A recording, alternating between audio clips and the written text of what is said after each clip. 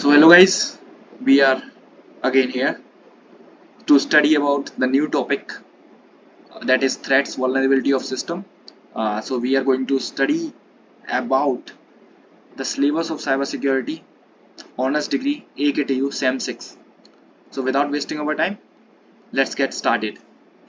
तो आपका second unit जो कि टॉपिक नंबर 2 क्या है, थ्रेट्स, डेंजर क्या है, वीकनेसेस क्या है, किस में, सिस्टम में आपके क्या है, डेंजर कैसे हो सकता है, वल्नरेबिलिटीज क्या है जो कि वीकनेसेस थी जो कि मैं आपको यूनिट नंबर 2 में बता चुका हूँ, और सिस्टम में वो कैसे है, वो हम जो भी बात करेंगे सारी सिस्टम की बात करेंगे। आपको जो भी आंसर्स लिख के आने वो भी आप सिस्टम से रिलेटेड ही लिखेंगे, ठीक है। तो थ्रेट्स क्या है, मेजर कैटेगरीज क्या है उनको, फ्रॉड, वेस्ट, एब्यूज क्या है, एरर्स क्या है, सैबोटाज क्या है, एस्पियोनाज क्या है, एक्सटॉर्शन क्या है, कौन कौन से थ्रेट्स हैं, मेजर कैटेगरीज, ठीक है। तो हम सबसे पहले पढ़ेंगे थ्रेट्स होता क्या है। तो लेमन लैंग्वेज में आपको बता दूं थ्रेट क्या है, could cause harm to your information or system, it's a potential danger। Threats क्या है, मोटा मोटा मैं आपको बता देता हूँ कि डेंजर है, ये क्या है, खतरा है जो आपके सिस्टम को किसी भी तरीके से हार्म पहुंचाएगा, ठीक है, खतरा है मान के चलिए, ठीक है, और इसको आपको बचाना है, आपको अपने सिस्टम को बचाना है इससे, ठीक है। ये थ्रेट है, डेंजर है, मान के चलिए आपका घर है और आप घर के बाहर खड़े हुए हैं, घर के बाहर क्या खड़े हुए हैं, ऐसे ही खड़े हुए हैं, आप घूमने के लिए जाना चाहते हैं, कहीं पे खड़े हुए हैं, इतने में एक डॉग आ जाता है जो आप पे भौंकने लगता है किसी भी तरीके से, लेकिन आप उसको शांत नहीं कराएंगे, आप सीधा घर के अंदर जाएंगे और अपना गेट बंद करेंगे। तो जो आपने बैरियर क्रिएट किया ना, डॉग क्या है, डेंजर, और जो आपने बैरियर क्रिएट किया बीच में वो आपने सिक्योरिटी प्रोवाइड कराई, किसको, अपने आप को, ठीक है। तो थ्रेट्स क्या है, वो डेंजर है, वो डॉग थ्रेट है, ठीक है। तो वैसे ही सिस्टम में क्या होता है, जब आप क्या नाम है नेट पे सर्फ करते हैं तो वायरसेस क्या है, वो थ्रेट है किसके लिए, सिस्टम के लिए आपके। तो उसके लिए आप क्या यूज करते हैं बैरियर की तरह, एंटीवायरसेस, जो आपको बचाता है इन थ्रेट्स से, ठीक है।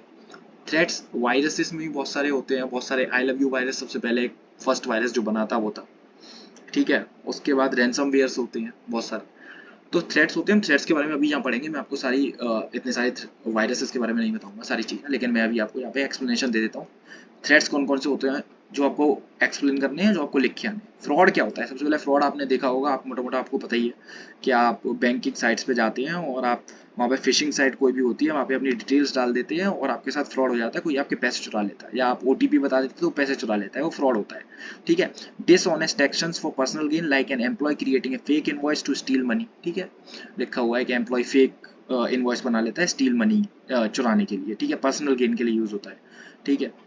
Waste and abuse, misuse of resources like employee using company internet for excessive personal browse, ठीक है। वेस्ट और वेस्ट करना, एब्यूज करना, ये भी रिसोर्सेज को वही होता है किसी तरीके से।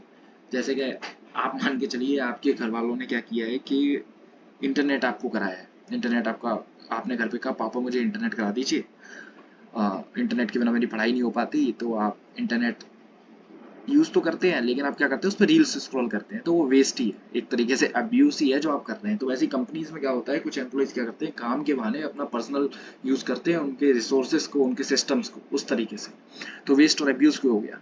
तो मत करिए, वेस्ट मत करिए, जितना यूज कर सकते हैं पढ़ाई के लिए, अपने पर्सनल गेन के लिए यूज करिए, फालतू में इंटरनेट का यूज मत करिए, बहुत ही एडिक्टिव है। Error and omissions, mistakes made by people like accidentally deleting important files or forgetting to backup data, ठीक है। इंपॉर्टेंट फाइल्स डिलीट करना, फॉरगेट हो जाना, बैकअप डेटा ना लेना, बैकअप उसका डिलीट हो जाना, फिर वो कैसे रीगेन होगा, दोबारा से नहीं आ पाएगा सिस्टम में क्योंकि बैकअप ही नहीं लिया है आपने, ये भी एक थ्रेट है, ठीक है, डेंजर। कॉल्यूजन्स क्या होते हैं, टू और more people working together to commit a harmful act like two employees conspiring to steal data, ठीक है। क्या है कि 3-4 लोग, 5-6 लोग मिलके किसी भी तरीके की उन्होंने कम्युनिटी बना ली और वो किसी भी तरीके का प्लान कर रहे हैं एम्प्लॉयज़ का डेटा स्टील करने के लिए, एम्प्लॉयज़ का डेटा स्टील कर रहे हैं या कंपनी की कोई भी वैल्यूएबल इन्फॉर्मेशन स्टील कर रहे हैं, ये कॉल्यूजन्स में आता है। सैबोटाज करना, किसी भी चीज़ को खराब कर देना जो कि क्या नाम बाद में यूज़ नहीं हो पाए, सैबोटाज कर देना जो कि यूज़फुल थी। मान के चलिए आपका फ़ोन है, ठीक है, आप उस फोन पे कोई भी यूज करना चाहते हैं, किसी भी तरीके का ब्राउज करना चाहते हैं, आप इन्फॉर्मेशन गेन करते हैं, इंस्टाग्राम से करते हैं या यूट्यूब से करते हैं, किसी भी चीज से, आपके एग्जाम्स थे, लेकिन आपका दोस्त आया, उसने क्या किया कि आपका फोन खराब कर दिया, तोड़ दिया या उसको लॉक कर दिया, ठीक है, तोड़ दिया, तो सैबोटाज कर दिया। अब आप उसको यूज नहीं कर सकते, लेकिन आपका कल एग्जाम, आप कैसे यूज करेंगे, आपके लिए तो प्रॉब्लम खड़ी हो गई ना एक नई, ठीक है। तो सैबोटाज करना यही होता है, डेलिबरेटली डिस्ट्रक्शन होता है, जानबूझ के, डिसरप्शन ऑफ सिस्टम और data, like an angry former employee deleting critical files. समझ गए होंगे आप बिल्कुल मेरे हिसाब से, ठीक है। उसके बाद है नेक्स्ट वाला है एस्पुनेज, ठीक है। ये क्या होता है, spying to gain secret information often for competitive और national advantages like competitor trying to steal your company's product design, ठीक है। इसमें क्या होता है बेसिकली, ये गवर्नमेंट जो होती है वही कराती है बेसिकली, इसका मतलब तो वही है किसी तरीके से। आपको क्या करना है कि मान के चलिए स्पाइंग का मतलब क्या होता है, स्पाइंग का मतलब आपको जासूसी करनी है किसी की भी, ठीक है, जासूसी करनी है और इन्फॉर्मेशन वहां से गेन करनी है, ठीक है। किसके लिए, नेशनल एडवांटेज के लिए या अपने पर्सनल एडवांटेज के लिए भी मान लीजिए किसी भी तरीके से, ठीक है। और कॉम्पिटिटर्स क्या करते हैं, किसी भी मान के चलिए आप कोई स्टार्टअप यूज करना चाह रहे हैं, यूज क्या बनाना चाह रहे हैं, सॉरी, आप कोई स्टार्टअप बनाना चाह रहे हैं, आपको कोई प्रोडक्ट है, तो कॉम्पिटिटर्स क्या करेंगे, उसको स्टील करने की कोशिश करेंगे कि आपका डिजाइन क्या है, ताकि वो जल्दी स्टार्ट कर ले, या कोई भी है, ठीक है, कि कोई भी कंपनी है, तो उसका मतलब यही है एक्सटॉर्शन, मनी एक्सटॉर्ट करना, ठीक है, धमकी देना, और उनसे क्या नाम है पैसों के लिए, वो भी तो ये एक्सटॉर्शन में आता है। किडनैपिंग हो जाती है, आपने देखा होगा, फिर पैसे मांगते हैं, तो वो सब रैंसम मांगते हैं, तो वो सब आपको मालूम है एक्सटॉर्शन में आता है। लेकिन ये सिस्टम में होता है, सिस्टम में कैसे, इन्फॉर्मेशन चुरा ली, अब वो चाहते हैं कि पैसे दो मैं तभी दूंगा। जैसे कि आपने यूट्यूब पे भी देखा होगा कि यूट्यूब चैनल हैक कर लेते हैं, उसके बाद कहते हैं हमें बिटकॉइंस दो तभी मैं यूट्यूब का आपको पासवर्ड वगैरह दूंगा, ठीक है। ये रैंसमवेयर अटैक्स जो होते हैं वो उनमें आता है, like ransomware attacks where data is locked until a payment is made, ठीक है। ये सब होते हैं, आपने देखा तो गवर्नमेंट्स के कुछ लोगों पे भी, एमएलए एमएलसी पे भी रैंसमवेयर अटैक्स हुआ था, राघव चड्ढा पे भी हुआ था आई गेस, यहाँ तक मुझे पता है, ठीक है। थ्रेट्स कैन बी इंटरनल भी हो सकते हैं from within the organisation, और एक्सटर्नल बाहर के भी डेंजर्स होते हैं, ठीक है। बाहर के लोग आके आप पे अटैक कर रहे हैं। मैं आज आपको बहुत ही अच्छी चीज़ दिखाने वाला हूँ आज इस वीडियो में, बने रहिएगा, बहुत ही अच्छी चीज़। थ्रेट्स कैन बी इंटेंशनल और अनइंटेंशनल, एक्सीडेंटल भी हो सकते हैं थ्रेट्स, ठीक है। तो कॉन्सेप्ट ऑफ रिस्क मैनेजमेंट ये वही है जो आपने पढ़ रखा था सॉफ्टवेयर इंजीनियरिंग में, ठीक है, एसपीएम में भी आपने पढ़ रखा होगा, ये वही रिस्क मैनेजमेंट है, और वही आपको एग्जैक्ट लिख के आना है, ठीक है। इसमें कुछ भी नहीं करना है, कुछ भी अलग कर नहीं करना है, बस थोड़ा बहुत आपको वल्नरेबिलिटी थ्रेट्स जैसे कीवर्ड्स आपको यूज करना, बस। This is the whole process of identifying what could go wrong, क्या गलत हो सकता है, ठीक है। Figuring out how bad it is, कि कितना बुरा हो सकता है, किस लेवल तक का डैमेज हो सकता है, and deciding what to do, हम क्या कर सकते हैं उसको बचाने के लिए रिस्क से, ठीक है। It's like accessing the chances of your house catching fire and then deciding whether to get insurance or buy a fire extinguisher or do nothing, ठीक है। ये कुछ ऐसा है कि आपके घर में क्या नाम है फायर लगने वाली है, ठीक है, और आप डिसाइड कर रहे हैं कि इंश्योरेंस लेना चाहिए था कि फायर एक्सटिंग्विशर, या फिर क्या नाम है कुछ नहीं करना चाहिए, ठीक है। एक्सेसिंग कर रहे हैं उस पूरी सिचुएशन को, क्या कर रहे हैं, एसेसिंग कर रहे हैं, एसेस कर रहे हैं, एनालाइज कर रहे हैं उस पूरी सिचुएशन को, ठीक है। ऐसे ही हम क्या करेंगे, तो कॉन्सिक्वेंसेस क्या हो सकते हैं, ठीक है। एग्जाम्पल क्या है, करेक्टिव एक्शंस, कैसे हम करेक्ट कर सकते हैं उन एक्शंस को, क्या एक्शंस ले सकते हैं, रिस्क असेसमेंट कैसे कर सकते हैं, असेसमेंट करना है आपको। What happens if a threat exploit a vulnerability, how bad it is, how do we fix it. तीन क्वेश्चन है आपके पास। What happens if a threat exploits a vulnerability, क्या होगा अगर कोई डेंजर, क्या होगा अगर वो डॉग वल्नरेबिलिटी, अगर आपकी क्या नाम है डोर में वीकनेस है, छेद है, होल है, तो वो आ जाएगा अंदर, तो क्या होगा, ठीक है। सिस्टम पे कैसे इंपैक्ट पड़ेगा, हाउ बैड इट इज, आपकी हालत क्या होने वाली है। एग्जाम्पल याद रखिएगा, वो डॉग वाला, डोर वाला और आप हैं, ठीक है। How do we fix it, कैसे हम उसको सही कर सकते हैं, ठीक है, कैसे हम अपने आप को बचा सकते हैं, कैसे हम उस डोर को सही कर सकते हैं। Corrective actions, steps taken after an incident to fix the problem and prevent recurrences, ठीक है। ये वो स्टेप्स हैं, वो एक्शन है जो आप लेंगे इंसिडेंट को फिक्स करने के लिए, जब वो इंसिडेंट हो जाता है उसको फिक्स करने के लिए, इंसिडेंट होने के बाद, आफ्टर एन इंसिडेंट, ठीक है, प्रिवेंट करने के लिए। तो रिस्क असेसमेंट क्या है, the process of identifying risk, analysing their likelihood and impact, determining their significance. It answers what could go wrong, how likely it is, how bad would it be. ये तीन question है risk assessment में। क्या करना है, identify की process है ये, एनालाइज की प्रोसेस है ये, ठीक है, इम्पैक्ट की प्रोसेस है ये, डिटरमाइनिंग द सिग्निफिकेंस की प्रोसेस है ये, ठीक है, क्या सिग्निफिकेंस है उसका, ठीक है।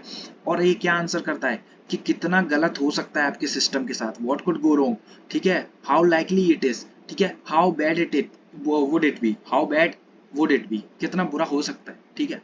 तो रिस्क, पहला स्टेप क्या है, रिस्क आइडेंटिफिकेशन करना है। सबसे पहले रिस्क आइडेंटिफाई तो करना है कि रिस्क है क्या, ठीक है। फाइंड क्या करना है, पोटेंशियल रिस्क, टेक्निकल है, प्रोजेक्ट है कि इंटरनल है, रिस्क कहाँ का है, बाहर का है कि अंदर का है कि टेक्निकल है, टेक्निकल रिस्क हो गया किसी भी तरीके का, हार्डवेयर हो गया, सॉफ्टवेयर में हो गया, ठीक है। उसमें हमें ब्रेनस्टॉर्मिंग करनी है, एक्सपर्ट ओपिनियन लिखना है, चेक लिस्ट आपको मेंटेन करनी है, एक्सपर्ट का ओपिनियन करना है, फाइंड करना है कि रिस्क आइडेंटिफिकेशन करना है कि रिस्क किस तरीके का है। एक्सटर्नल मतलब आप समझे, एक्सटर्नल क्या होता है, एक्सटर्नल मतलब होता है सुनामी तो नहीं आ गई किसी भी तरीके से, ठीक है, अर्थक्वेक तो नहीं आ गया, ठीक है, टेक्निकल सॉफ्टवेयर फेलियर तो नहीं हो गया, ठीक है, बहुत सारे रिस्क होते हैं। Identify what could go wrong, कितना गलत हो सकता है, कितना गलत सिस्टम, कितना सिस्टम डैमेज हो सकता है, ठीक है। Team delay, examples team delay, technical failure, cost over, ठीक है। Can be documented in risk register, आप इसको डॉक्यूमेंट कर सकते हैं रिस्क रजिस्टर में। Helps prepare early for uncertainties, ठीक है। ये सब आपको लिख के आना है रिस्क आइडेंटिफिकेशन, प्रिपेयर रहिए अनसर्टेनिटीज के लिए, ठीक है, पहले से ही ये आइडेंटिफिकेशन आपको करके रखना है। रिस्क मैनेजमेंट यही हमें सिखाता है, रिस्क असेसमेंट, रिस्क मैनेजमेंट, कैसे हम तैयार कर रहे हैं, कैसे हम अपने आप को तैयार करें फ्यूचर रिस्क के लिए, और यार रिस्क जो हमें लगता है कि ऑनगोइंग प्रोसेस में हमारे लिए आ सकते हैं। तो रिस्क एनालिसिस करना, understand impact and probability of each risk, ठीक है। मान के चलिए हमारे पास एक्सटर्नल रिस्क है डिजास्टर, जो कि क्या हो सकते हैं, नेचुरल डिजास्टर में अर्थक्वेक आ सकती है, और टेक्निकल में सॉफ्टवेयर फेलियर आ सकता है। तो उसका इम्पैक्ट क्या होगा हमारे गोल पे जो हम बनाना चाह रहे हैं, किसी भी तरीके का सॉफ्टवेयर या हमारा जो भी सिस्टम है उस पर इम्पैक्ट क्या पड़ेगा, और प्रोबेबिलिटी क्या है, ठीक है, कि कितना प्रोबेबिलिटी है कि वो रिस्क हमारे इस सिस्टम को क्या करेगा, डैमेज करेगा, ठीक है, कितना। रिस्क एनालिसिस में दो तरीके के आते हैं, क्वालिटेटिव आता है, क्वांटिटेटिव आता है। क्वांटिटेटिव का मतलब है न्यूमेरिक वैल्यू में, न्यूमेरिक वैल्यू में कैसे, कि कितना पोटेंशियल रिस्क है उसका, 50%, 200%, 30%। क्वालिटेटिव सब्जेक्टिव होता है, सुनामी का तो सब्जेक्टिव है, 100% है भाई, डैमेज करेगा ही करेगा किसी भी तरीके का। लेकिन क्वांटिटेटिव एनालिसिस क्या है, कि सुनामी आने के चांसेस बहुत कम है, ये एरिया के बेसिस पे भी हो सकता है रिस्क, ठीक है। अब क्या है कि जैसे कि बाहर है, बाहर जैसे बीचेस हैं, बीचेस जैसे कि फॉरेन अब्रॉड में ले लें, तो वहाँ पे सुनामी आने के चांसेस बहुत ज़्यादा होते हैं। अब सुनामी आने के चांसेस हैं, आप ओशियन के पास ही बिल्डिंग लगा रहे हैं, अपना सिस्टम लगा रहे हैं, तो बहुत ज़्यादा चांसेस हैं, तो आपको क्या नाम है, वो सब चीज़ें नहीं करनी है, ठीक है।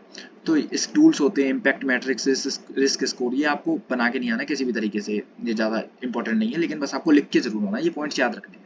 Risk exposure, help decide which risk need urgent action, कौन सा रिस्क हमें सबसे पहले क्या नाम है उसको क्योर करना है, ठीक है, उसका प्रिवेंशन सबसे पहले हमें किस रिस्क का लेना है, कौन ज़्यादा इम्पैक्ट छोड़ेगा, ये सब रिस्क एनालिसिस में आता है, ठीक है। Support inform decision making, decision करने में हमें इंफॉर्मेशन, डिसीजन करने में हमें बहुत हेल्प मिलती है इससे, एनालिसिस करने में, ठीक है, एनालिसिस की मदद से।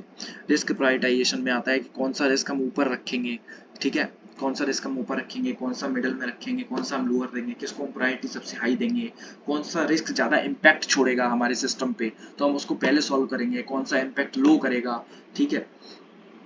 तो उसके बेस पे ये रिस्क प्रायोरिटाइजेशन होता है। Focus on high impact, high probability risk first, ठीक है। Use of risk matrix grid, वही है, allocate resources where most needed, avoids wasting time, ठीक है। Low priority issues, aids in action planning, okay, I guess you got it. Risk planning, risk की planning, strategies कैसे बनानी है हमें, risk identify कर लिया, एनालिसिस कर लिया, ठीक है, और तीसरा पॉइंट हमने क्या कर लिया, प्रायोरिटाइजेशन भी कर लिया, हमने प्रायोरिटी भी दे दी कौन सा हमें पहले करना है, ठीक है। रिस्क को इम्पैक्ट उसका कैसे हमें प्रिकॉशंस कैसे लेनी है, कौन से वाले रिस्क के पहले, अब प्लानिंग कैसे करनी है वो हम देखेंगे, ठीक है। Decide how to handle risk, ठीक है, सबसे पहले हम अवॉइड करेंगे, सबसे पहले इसको अवॉइड करेंगे इसको भी, सबसे पहले हम अवॉइड करेंगे, change plan to eliminate risk, सबसे पहले हम उसको एलिमिनेट करने की कोशिश करेंगे कि हाँ भैया एलिमिनेट कहते हैं, खत्म ही कर दें, ऐसा कुछ करें, ठीक है, कुछ सिस्टम इस तरीके से डिजाइन करें कि ऐसा रिस्क आए ही नहीं, ठीक है। या फिर हम उसको रिड्यूस करने की कोशिश करेंगे कि इम्पैक्ट बहुत कम हो जाए, ठीक है।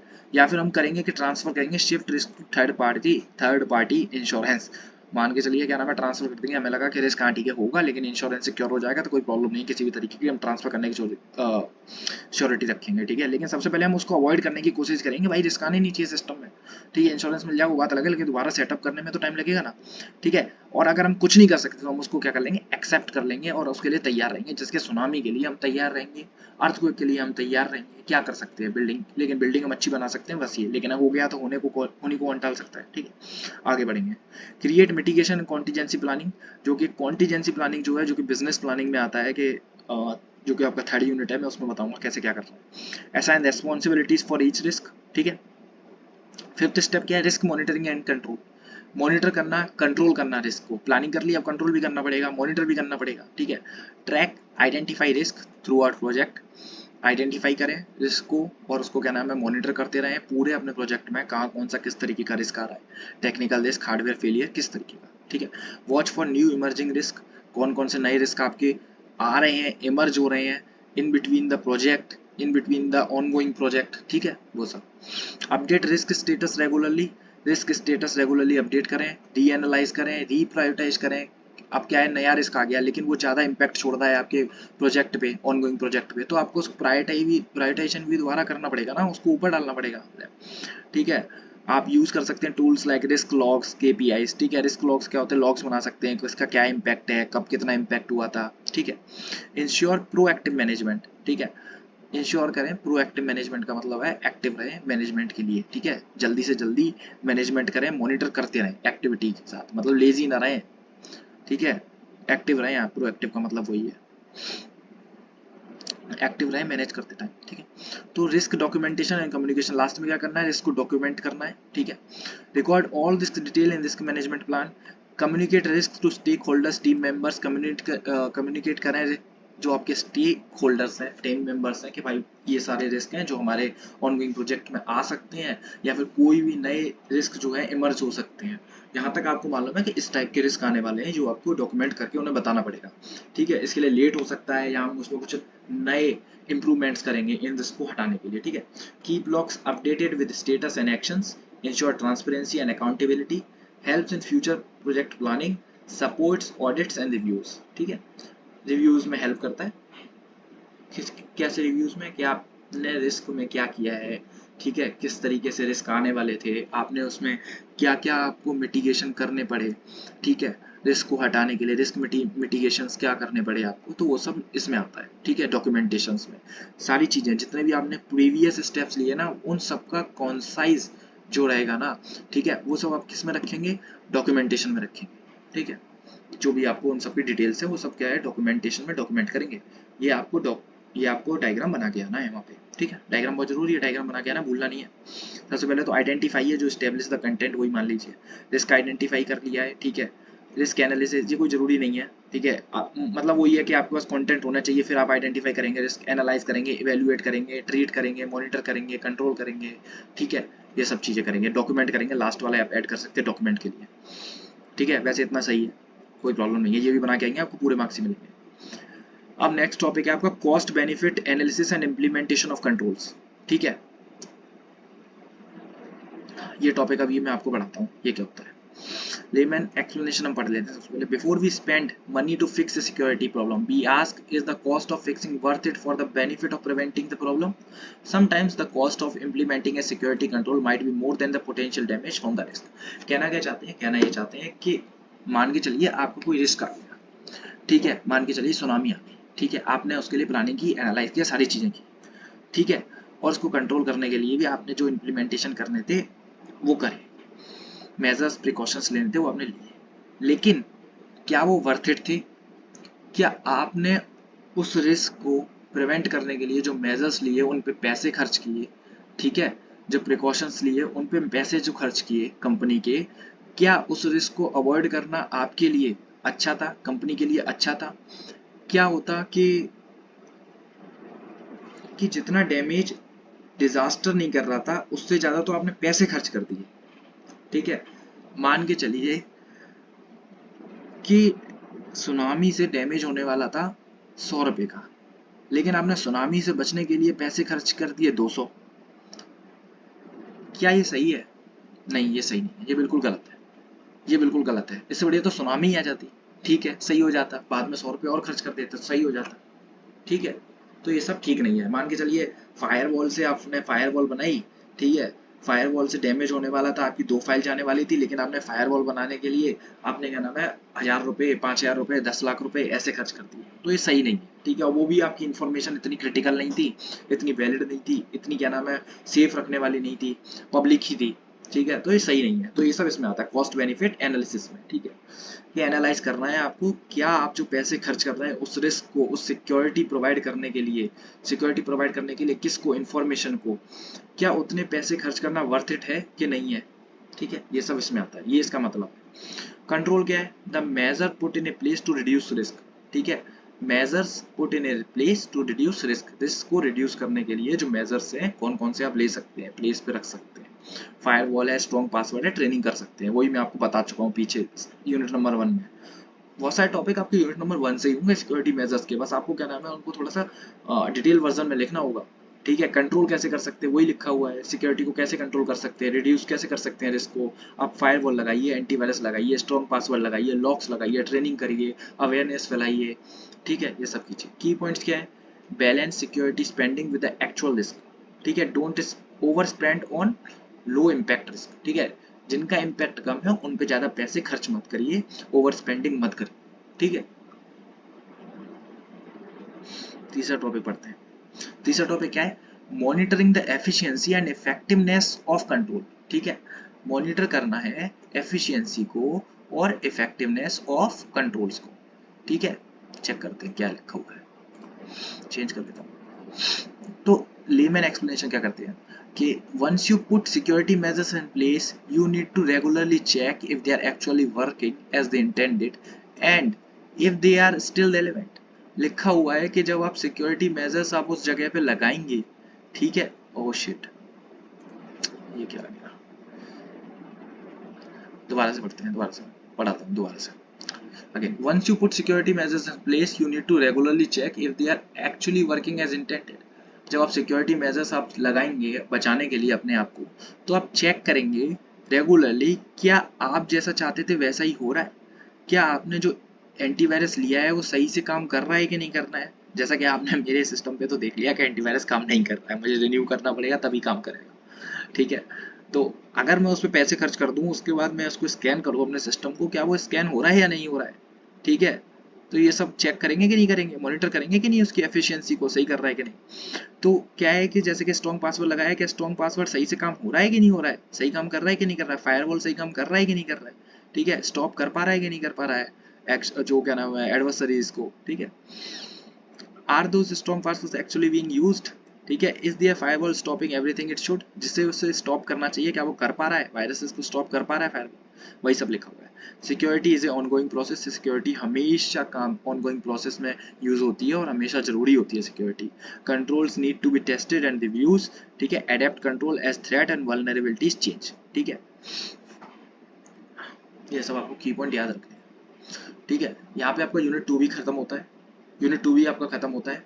इसके बाद आपका आता है क्वेश्चंस आते हैं आपके, क्वेश्चंस जो बनते हैं, क्वेश्चंस जो आपके बनते हैं। तो क्वेश्चंस क्या बनते हैं? सबसे पहले define information security and list 3 main objective. Information security क्या है? इंफॉर्मेशन को सिक्योर करना, कैसे हम सिक्योरिटी प्रोवाइड कर सकते हैं, कैसे हम अपनी इंफॉर्मेशन को सिक्योर कर सकते हैं अनऑथराइज्ड एक्सेस से, मॉडिफिकेशन से, ठीक है। सेंडर टू रिसीवर कैसे इंटीग्रिटी मेंटेन कर रख सकते हैं, इंक्रिप्शन कैसे कर सकते हैं, वही सब, ठीक है। 3 मेन ऑब्जेक्टिव क्या है अपने? 3 मेन ऑब्जेक्टिव वही हैं, आपको वही याद रखना है, सी, आई और ए, यही है अपने 3 ऑब्जेक्टिव, ठीक है। कॉन्फिडेंशियलिटी मेंटेन रखी है, अनऑथराइज्ड पीपल को एक्सेस नहीं करने देना है, ऑथराइज्ड पीपल ही एक्सेस करेंगे। इंटेग्रिटी जैसे आपने भेजी वैसी होनी चाहिए, अगर हेलो भेजा है तो हेलो ही पहुंचना चाहिए रिसीवर के साइड, कुछ और नहीं हो जाना चाहिए। अवेलेबिलिटी रहनी चाहिए रिसोर्सेज की हमेशा आपके पास, ठीक है, लेकिन सिर्फ ऑथराइज्ड पीपल को इंफॉर्मेशन एक्सेसिबल रहनी चाहिए। दूसरा क्वेश्चन क्या है? दूसरा क्वेश्चन क्या है? What is the difference between a threat and vulnerability, give one example of each. Threat क्या है? थ्रेट आपका पोटेंशियल डेंजर है। वल्नरेबिलिटी क्या है? आपकी वीकनेस है सिस्टम में। मैं आप वही एग्जांपल लेता हूँ कि डॉग और गेट आपका बैरियर और आप अंदर है, ठीक है, और गेट में आपकी क्या है? एक होल है, ठीक है। डॉग क्या है? पोटेंशियल डेंजर है।